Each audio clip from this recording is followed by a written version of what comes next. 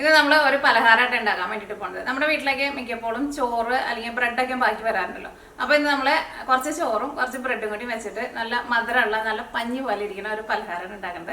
ചായയുടെ കൂടെയൊക്കെ കഴിക്കാൻ വേണ്ടിയിട്ട് നല്ല ടേസ്റ്റ് ആയിരിക്കും. റെഡിയാക്കിയിട്ട് എടുക്കാൻ വേണ്ടിയിട്ട് ഒരുപാട് സമയമൊന്നും എടുക്കുന്നില്ല, പെട്ടെന്ന് തന്നെ റെഡിയാക്കിയിട്ട് എടുക്കാൻ വേണ്ടിയിട്ട് പറ്റും. അപ്പോൾ നിങ്ങൾ ട്രൈ ചെയ്ത് നോക്കണം. ട്രൈ ചെയ്ത് നോക്കിയിട്ട് ഫീഡ്ബാക്ക് പറയാൻ വേണ്ടിയിട്ട് മറക്കരുത്. പിന്നെ നമ്മൾ മിയ കിച്ചണിൽ ലാസ്റ്റ് അപ്ലോഡ് ചെയ്തിട്ടുണ്ടായിരുന്നത് റവയും ശർക്കരയൊക്കെ ചേർത്തിട്ട് ഒരു മധുരപലഹാരം തന്നെയാണ് ചെയ്തിട്ടുണ്ടായിരുന്നത്. ആ വീഡിയോ ഇന്നലെയാണ് അപ്ലോഡ് ചെയ്തത്. നിങ്ങൾ കുറച്ച് പേരൊക്കെ ട്രൈ ചെയ്ത് നോക്കിയിട്ട് നല്ല ടേസ്റ്റ് ഉണ്ടായിരുന്നു പറഞ്ഞു. അപ്പോൾ ആ വീഡിയോ നിങ്ങൾ കാണാത്തവരുണ്ടെന്ന് വെച്ചിട്ടുണ്ടെങ്കിൽ ആ വീഡിയോ കൂടിയിട്ട് കണ്ടു നോക്കാം. റവയ്ക്ക് ഇരിക്കുന്നുണ്ടെന്ന് വെച്ചിട്ടുണ്ടെങ്കിൽ എന്തെങ്കിലും മധുരമായിട്ട് എന്തെങ്കിലും കഴിക്കണമെന്ന് വെച്ചിട്ടുണ്ടെങ്കിൽ അതേപോലെ നിങ്ങൾ ട്രൈ ചെയ്ത് നോക്കാൻ വേണ്ടിയിട്ട് മറക്കരുത് കേട്ടോ.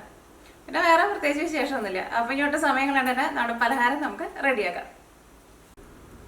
അപ്പോൾ ഈ നമുക്ക് ഇതിലേക്കുള്ള മിക്സിങ് റെഡിയാക്കാം. അപ്പോൾ നമ്മൾ ചോറും പിന്നെ ബ്രെഡും എല്ലാം കൂടിയിട്ട് നമ്മൾ മിക്സിയിൽ ഇട്ടിട്ട് ഒന്ന് നല്ല പേസ്റ്റ് പോലെ നമ്മൾ അരച്ചിട്ട് എടുക്കുകയാണ്. അപ്പോൾ അതിന് വേണ്ടിയിട്ട് ഒരു മിക്സിയുടെ ജാർ എടുക്കുക. അപ്പോൾ ചോറ് എടുക്കുമ്പോൾ ഏത് ടൈപ്പ് ചോറായിരുന്നാലും കുഴപ്പമില്ല. സാധാരണ നമ്മുടെ വീട്ടിൽ നമ്മൾ കഴിക്കാൻ എടുക്കണ ഏത് ചോറ് വേണമെങ്കിലും എടുക്കുക. ഞാനിവിടെ കുത്തരിയുടെ ചോറിന് എടുത്തേക്കുന്നത്. അപ്പോൾ ഞാനിവിടെ 1 കപ്പ് ചോറിന് എടുത്തേക്കുന്നത്. ചോറായിരുന്നാലും ഒരുപാട് കൂടുതൽ ചേർക്കരുതിട്ട്. കാരണം കൂടുതൽ ചേർത്തിട്ടുണ്ടെന്ന് വെച്ചിട്ടുണ്ടെങ്കിൽ ഇത് നമ്മൾ മൊരിച്ചിട്ട് എടുക്കുന്ന സമയത്ത് ചോറ് ഭയങ്കരമായിട്ട് ഉണ്ടെന്ന് വെച്ചിട്ടുണ്ടെങ്കിൽ ഇത് ഭയങ്കര സോഫ്റ്റ് ആയിട്ട് വരും. അപ്പോൾ നമുക്കത് തിരിച്ചിടാനൊക്കെ പാടായിരിക്കും. അപ്പോൾ 1 കപ്പ് ചോറ് എടുക്കുക, മിക്സിയുടെ ജാറിലേക്ക് ഇടുക.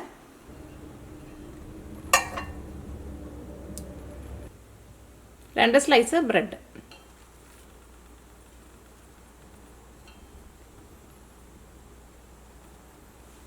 ബ്രെഡ് ഏത് ടൈപ്പ് ബ്രെഡ് ആയിരുന്നാലും കുഴപ്പമില്ല. അപ്പോൾ ഞാനിവിടെ വൈറ്റ് ബ്രെഡാണ് എടുത്തേക്കുന്നത്. ഇനിയിപ്പോൾ വീറ്റ് ബ്രെഡോ ഏത് ബ്രെഡായിരുന്നാലും കുഴപ്പമില്ല.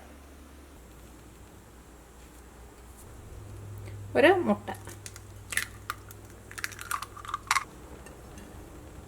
ഒരു പിടി തേങ്ങ. അപ്പോൾ ഒരു ഇച്ചിരി കൂടിയാലോ ഒന്നും കുഴപ്പമില്ല, പക്ഷേ കുറയരുത് കേട്ടോ. കുറഞ്ഞത് ഒരു പിടി തേങ്ങയെങ്കിലും ചേർക്കണം കേട്ടോ. 1/2 ടീസ്പൂൺ ചെറിയ ജീരകം. ഇനി ഏലക്കായ ചേർക്കാം. അത് നിങ്ങളുടെ ടേസ്റ്റിനനുസരിച്ചിട്ട് ചേർക്കാം.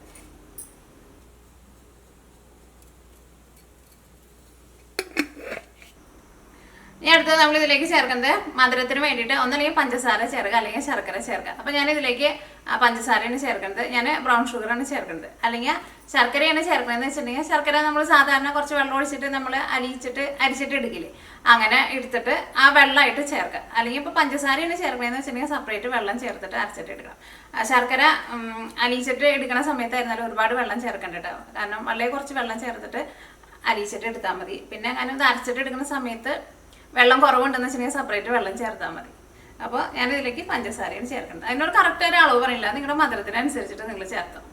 ഞാനിവിടെ ബ്രൗൺ ഷുഗറാണ് ചേർക്കുന്നത്. അത് നിങ്ങളുടെ മധുരത്തിനനുസരിച്ചിട്ട് ചേർക്കട്ടെ. ഞാനിതിലേക്ക് ഒരു 3 ടേബിൾ സ്പൂൺ ചേർക്കുന്നുണ്ട്. ലാസ്റ്റ് മിക്സിങ് റെഡി ആയി കഴിയുമ്പോൾ ടേസ്റ്റ് നോക്കിയിട്ട് മധുരം വേണമെന്ന് വെച്ചിട്ടുണ്ടെങ്കിൽ അതനുസരിച്ചിട്ട് ചേർത്ത് കൊടുക്കുക. ഇതിലേക്ക് വെള്ളമാണ് ചേർക്കുന്നത്. അപ്പോൾ ശർക്കരയാണ് ചേർക്കണമെന്ന് വെച്ചിട്ടുണ്ടെങ്കിൽ ശർക്കര പാനിയായിട്ട് ചേർക്കണം കേട്ടോ. പാലിൽ വേണമെന്ന് വെച്ചിട്ടുണ്ടെങ്കിൽ പാലിൽ അരച്ചിട്ടെടുക്കുക. പക്ഷേ പാലിൽ അരച്ചിട്ടെടുക്കേണ്ട ആവശ്യമില്ല, കാരണം ഇതിലേക്ക് നമ്മൾ ഓൾറെഡി തേങ്ങ ഇട്ടിട്ടുണ്ടല്ലോ. അപ്പോൾ വെള്ളം കൂടി ചേർത്തിട്ട് അരച്ച് കഴിയുമ്പോൾ നമ്മുടെ ഒരു തേങ്ങാപ്പാലിൻ്റെ ഒരു ടേസ്റ്റ് വന്നോളൂ. വെള്ളം ചേർക്കുമ്പോൾ എന്തായാലും പ്രത്യേകം ശ്രദ്ധിക്കുക, ഒരുപാട് വെള്ളം ചേർക്കണ്ട കേട്ടോ. കാരണം വെള്ളം കൂടിയിട്ടുണ്ടെങ്കിൽ നമുക്കൊന്നും ചെയ്യാൻ വേണ്ടിയിട്ട് പറ്റില്ല. ഇതൊക്കെ അരച്ചിട്ട് എടുക്കാൻ വേണ്ടിയിട്ട് വളരെ കുറച്ച് വെള്ളം നമുക്ക് ആവശ്യം ഉണ്ടാവുള്ളൂ. കാരണം ദോശമാവിൻ്റെ പോലെ അത്രയ്ക്ക് അങ്ങോട്ട് വെള്ളം പോലെ ഇരിക്കേണ്ട, കുറച്ച് അതിലും കുറച്ചും കൂടി നമ്മുടെ ഇഡ്ലി മാവിൻ്റെ പരുവുണ്ടല്ലോ അതേപോലെ കുറച്ച് തിക്കായിട്ടിരിക്കണം. അപ്പോൾ അതനുസരിച്ചിട്ട് വെള്ളം ചേർക്കും. അപ്പോൾ ഇനി ഇത് അരച്ചിട്ടിരിക്കാം. നോക്കിക്കേ, ഇതിപ്പോൾ നല്ല പേസ്റ്റ് പോലെ അരച്ചെടുത്തിട്ടുണ്ട്. പ്രത്യേകം ശ്രദ്ധിക്കുക, അരച്ചിട്ട് എടുക്കുമ്പോൾ ഒട്ടും വെള്ളം പോലെ ഇരിക്കരുത്, ഇതേപോലെ ഇങ്ങനെ കുറച്ചിങ്ങനെ തിക്കായിട്ടിരിക്കണം. ഇനി നമ്മൾ ഇതിലേക്ക് അരിപ്പൊടിയാണ് ചേർക്കാൻ വേണ്ടിയിട്ട് പോകുന്നത്. ഒന്നല്ലെങ്കിൽ അരിപ്പൊടി ചേർക്കുക അല്ലെങ്കിൽ റവ ചേർക്കുക. ഇതിൽ ഏതെങ്കിലും ഒന്ന് ചേർക്കണം. കാരണം ചോറായിരുന്നാലും ബ്രെഡായിരുന്നാലും നല്ല സോഫ്റ്റ് ആയിട്ടാണല്ലോ ഇരിക്കുന്നത്. അപ്പോൾ അതിനൊരു പിടുത്തം കിട്ടാൻ വേണ്ടിയിട്ടാണ് നമ്മൾ അരിപ്പൊടി അല്ലെങ്കിൽ റവ ചേർക്കുന്നത്. അപ്പോൾ ഞാനിതിലേക്ക് 2 ടേബിൾ സ്പൂൺ അരിപ്പൊടിയാണ് ചേർക്കുന്നത്. റവയാണെങ്കിലും സെയിം തന്നെ 2 ടേബിൾ സ്പൂൺ ചേർക്കുക. അരിപ്പൊടി എടുക്കുമ്പോൾ വറുത്ത അരിപ്പൊടിയോ വറുക്കാത്ത അരിപ്പൊടിയോ ഏത് അരിപ്പൊടി ആയിരുന്നാലും കുഴപ്പമില്ല. അപ്പോൾ അരിപ്പൊടി ചേർക്കുക. പിന്നെ നിങ്ങൾ ഇത് നമ്മൾ മൊരിച്ചിട്ട് എടുക്കില്ല, അങ്ങനെ എടുക്കുന്ന സമയത്ത് ചിലപ്പോൾ ഓയിലിടുമ്പോൾ നിങ്ങൾ ചോറെങ്ങാനും കൂടുതൽ ചേർത്തിട്ടുണ്ടെന്ന് വെച്ചിട്ടുണ്ടെങ്കിൽ ഇത് ഓയിലിടുമ്പോൾ ചിലപ്പോൾ അത് ചെറുതായിട്ട് മൊരിഞ്ഞു തുടങ്ങുമ്പോൾ അതങ്ങനെ ഓയിലിലേക്ക് ഇങ്ങനെ സ്പ്രെഡായി പോകാൻ വേണ്ടിയിട്ട് ചിലപ്പോൾ തുടങ്ങും, ചോറെങ്ങാനും കൂടിയിട്ടുണ്ടെങ്കിൽ. അപ്പം അങ്ങനെ എങ്ങാനും വരുന്നുണ്ടെന്ന് വെച്ചിട്ടുണ്ടെങ്കിൽ നിങ്ങൾ അതനുസരിച്ചിട്ട് അരിപ്പൊടി അല്ലെങ്കിൽ റവയെ കൂടുതൽ ചേർക്കണം കേട്ടോ. പക്ഷെ ഞാൻ പറഞ്ഞേക്കണ കറക്റ്റ് അളവിൽ 1 കപ്പ് ചോറ് 2 സ്ലൈസ് ബ്രെഡ് 1 മുട്ട എടുത്തിട്ട് റെഡിയാക്കാന്ന് വെച്ചിട്ടുണ്ടെങ്കിൽ 2 ടേബിൾ സ്പൂൺ അരിപ്പൊടി അല്ലെങ്കിൽ 2 ടേബിൾ സ്പൂൺ റവ മതിയാവും. ഇനി ഇതിലേക്ക് ഉപ്പും കൂടിയിട്ട് ചേർക്കണം കേട്ടോ. 2 നുള്ളു ഉപ്പും കൂടിയിട്ട് ചേർക്കാം. അത് നിങ്ങൾ തുടക്കത്തിൽ ചേർത്തോട്ടെ, അരയ്ക്കാൻ പോണിട്ടുമ്പോൾ ഞാൻ ചേർക്കാൻ വേണ്ടിയിട്ട് മറന്നത്.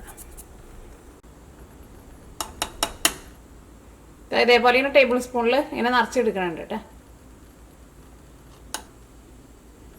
ഫസ്റ്റ് ഒന്ന് മിക്സ് ചെയ്ത് കഴിഞ്ഞിട്ട് ഒന്ന് കറക്കിയിട്ട് എടുക്കുക. അല്ലെങ്കിൽ നന്നായിട്ടൊന്ന് മിക്സ് ചെയ്താലും മതി, കറക്കിയില്ലെങ്കിലും കുഴപ്പമില്ല. അങ്ങനെ ഒന്നുകൂടി ഒന്ന് അരിപ്പൊടി കൂടി ചേർത്ത് കഴിഞ്ഞിട്ട് നമ്മൾ ഒന്നും കൂടി ഒന്ന് കറക്കിയെടുത്തിട്ടുണ്ട്. അവിടെ മിക്സിങ് നോക്കിക്കേ, മിക്സിങ് ഇതേപോലെ ഇങ്ങനെ ഇരിക്കണം, പ്രത്യേകം ശ്രദ്ധിക്കുക. ഒരുപാട് ഇങ്ങനെ വെള്ളം പോലെ ഇരിക്കരുത് കേട്ടോ. ഇതേപോലെ ഇങ്ങനെ കുറച്ച് ഇങ്ങനെ തിക്കായിട്ടിരിക്കണം. ഇനി ഇത് വെച്ചിട്ട് നമുക്ക് അപ്പം റെഡിയാക്കാം. ഇത് റെസ്റ്റ് ചെയ്യാനൊന്നും വെക്കേണ്ട ആവശ്യമൊന്നുമില്ല. ഇത് റെഡിയാക്കി മാവ് റെഡിയാക്കി വഴിക്കണം. ഇത് വെച്ചിട്ട് നമുക്ക് റെഡിയാക്കാം. പലഹാരം റെഡിയാക്കാൻ വേണ്ടിയിട്ട് ഒരു പാൻ വെച്ചിട്ട് ചൂടാക്കാം. അതിലേക്ക് ആവശ്യത്തിന് ഓയിൽ ഒഴിക്കുക. ഒരുപാട് ഓയിൽ ആവശ്യമില്ല, നമ്മളിത് ഓയിലിൽ മുക്കി പൊരിച്ചിട്ടല്ല എടുക്കുന്നത്. അപ്പോൾ നമ്മുടെ ഓയിൽ ചൂടായിട്ടുണ്ട്. ഓയിൽ നന്നായിട്ട് ചൂടായി കഴിയുമ്പോൾ പിന്നെ ഒരു മീഡിയം ഫ്ലെയിമിൽ വയ്ക്കണം കേട്ടോ. നമുക്കിത് സ്പൂണും കൊണ്ട് കുറേശ്ശെ മാവ് കോരി ഒഴിക്കാം.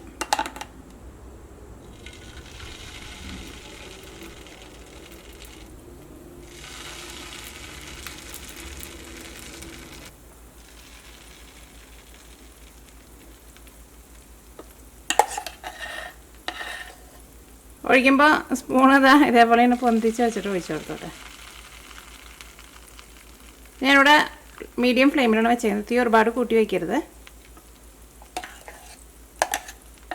ഒരു സൈഡ് അത്യാവശ്യം നന്നായിട്ട് മുരിഞ്ഞ് കഴിഞ്ഞിട്ട് വേണം കേട്ടോ മറ്റേ സൈഡ് തിരിച്ചിടാൻ വേണ്ടിയിട്ട്. അല്ലെങ്കിൽ ഇത് ഭയങ്കര സോഫ്റ്റായിട്ട് ഇരിക്കണം. നമുക്കിത് മറിച്ചിടാൻ വേണ്ടിയിട്ട് പാടായിരിക്കും. സൈഡിലേക്ക് നല്ലൊരു ഗോൾഡൻ കളർ വരും. അങ്ങനെ വന്നു കഴിയുമ്പോൾ തിരിച്ചിട്ടാൽ മതി. അപ്പോൾ ഇതിൻ്റെ ഉള്ളിൽ നിറച്ചിങ്ങനെ ചെറിയ ചെറിയ ഹോൾസൊക്കെ ഇങ്ങനെ വന്നിട്ടുണ്ട്. നല്ല സോഫ്റ്റായിട്ടിരിക്കണം അപ്പമായിരിക്കും. ഒരെണ്ണൊന്ന് മറിച്ചിട്ട് നോട്ടേ. ഇത് കറക്റ്റായിട്ടുണ്ട്. അടുപ്പിച്ച് വെച്ചിട്ടുണ്ടെങ്കിൽ നമുക്ക് തിരിച്ചിടാനും പാടായിരിക്കും.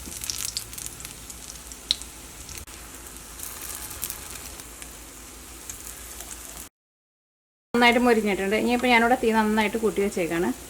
ഒന്ന് നന്നായിട്ട് കൂട്ടി വെച്ചിട്ടാണ് എടുക്കാൻ വേണ്ടിയിട്ട്. അപ്പോൾ ഓയിലൊക്കെയാണ് പുറത്തേക്ക് വരും.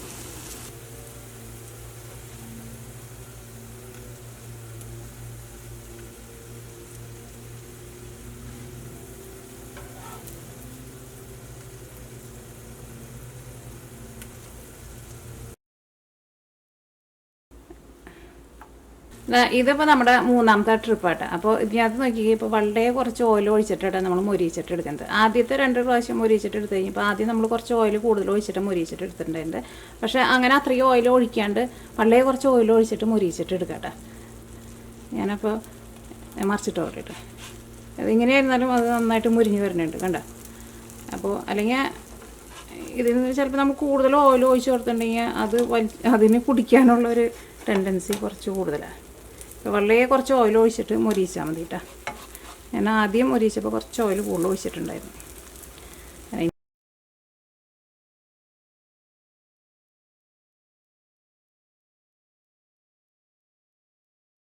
അപ്പോൾ നമ്മുടെ പലഹാരം റെഡി ആയിട്ടുണ്ട്.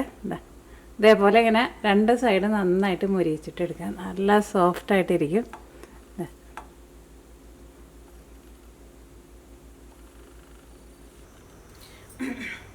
അപ്പോൾ അങ്ങനെ നമ്മുടെ സിമ്പിളായിട്ടുള്ള പലഹാരം റെഡി ആയിട്ടുണ്ട്. അപ്പോൾ മൊരിയിച്ചിട്ട് എടുക്കുമ്പോഴായിരുന്നാലും ഞാൻ പറഞ്ഞ പോലെ ഒരുപാട് ഓയിൽ ഒഴിക്കണ്ട കേട്ടോ. വളരെ കുറച്ച് ഓയിൽ മതി ഇത് മൊരിയിച്ചിട്ട് എടുക്കാൻ വേണ്ടിയിട്ട്. 2 സൈഡും തിരിച്ച് മറിച്ചിട്ടിട്ട് നന്നായിട്ട് മൊരിയിച്ചിട്ട് എടുക്കുക. ഒരു സൈഡ് അത്യാവശ്യം നന്നായിട്ട് മൊരിഞ്ഞായിട്ട് മറ്റേ സൈഡ് തിരിച്ചിട്ടാൽ മതി. കൂടുതൽ ഓയിൽ ഒഴിച്ചിട്ടുണ്ടെന്ന് വെച്ചിട്ടുണ്ടെങ്കിൽ ഇത് ഓയിൽ കുടിക്കാനുള്ള ചാൻസ് കൂടുതലാണ്. അപ്പോൾ കൂടുതൽ ഓയിൽ ഒഴിക്കണ്ട, വളരെ കുറച്ച് ഓയിൽ ഒഴിച്ചിട്ട് റെഡിയാക്കിയിട്ട് എടുത്താൽ മതി.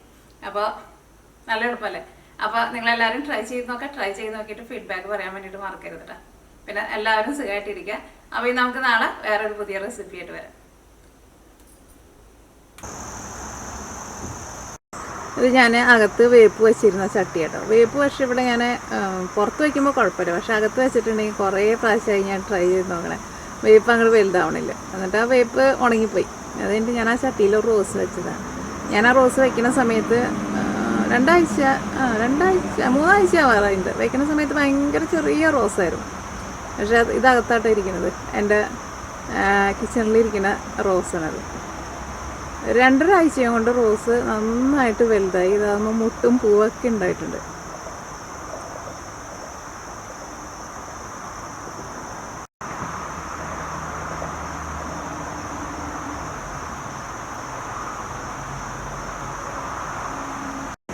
തക്കാളിക്ക് ഇവിടെ ഉണ്ടായത് കേട്ടോ. ഞാൻ നേരത്തെ പോയിട്ട് പറിച്ചു കൊണ്ടുവന്ന അച്ഛയാവുമ്പോൾ തന്നെ പറിച്ചു വയ്ക്കണം, അല്ലെങ്കിൽ ചിലപ്പോൾ അണ്ണാന മുയലേക്ക് വന്നിട്ട് കാരും.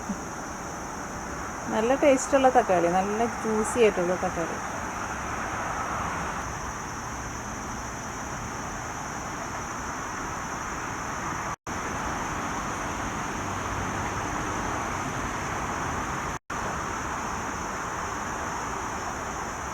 ഇത് സാധാരണ തക്കാളിയല്ല കേട്ടോ, നമ്മൾ കടയിൽ നിന്ന് വാങ്ങുന്ന പോലത്തെ തക്കാളിയല്ല.